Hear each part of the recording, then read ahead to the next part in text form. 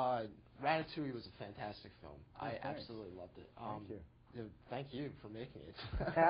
My pleasure.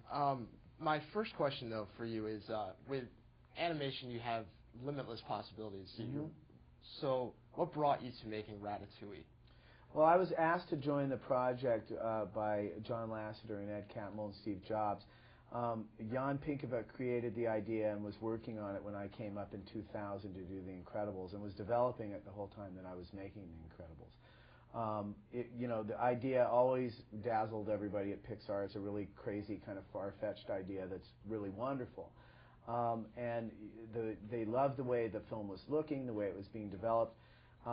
They just felt that the story was not coming together to the degree that it needed to, and the curtain was about ready to open, and it was time for it to go into production. So they asked me to come aboard and write a new script and take it through animation. And so that's what I did, and at first it was just kind of daunting physically to get the film done, but we all very quickly got into this idea, which has a lot of physical comedy in it, almost like a silent movie. Oh, yeah, definitely. We loved that and had a blast making it. What made them decide to go with a rat? Like, what was the... I think that, part of, it's convincing that a rat would be around food. I mean, that idea is not far-fetched, that a rat would be around a restaurant. What's far-fetched is that the rat would have a desire to be a really good cook.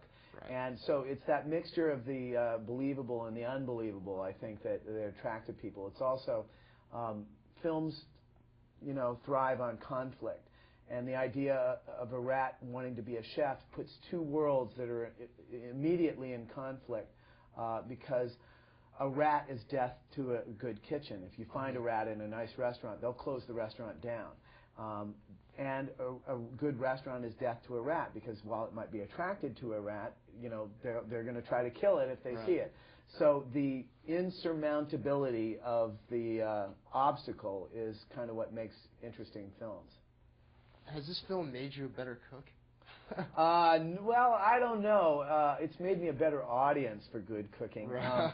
I was always a pretty good audience, but I think the sheer degree of skill and will that you see in a nice restaurant, because they have to, every food has a different cooking time, and it all has to come out at the same time, and it's presented on the plate.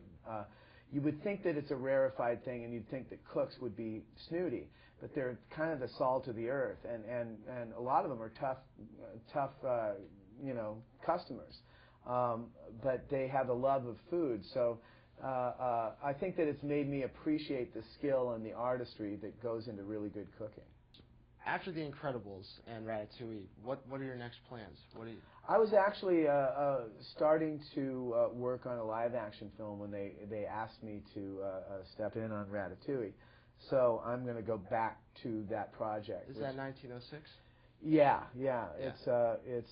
I'm not really ready to discuss details about it, but it's a really interesting idea, but I'm also staying at Pixar, so it's a very comfortable environment for me to work in, but I'm interested in moving into the live-action realm for some projects. What do you think the challenges are going to be?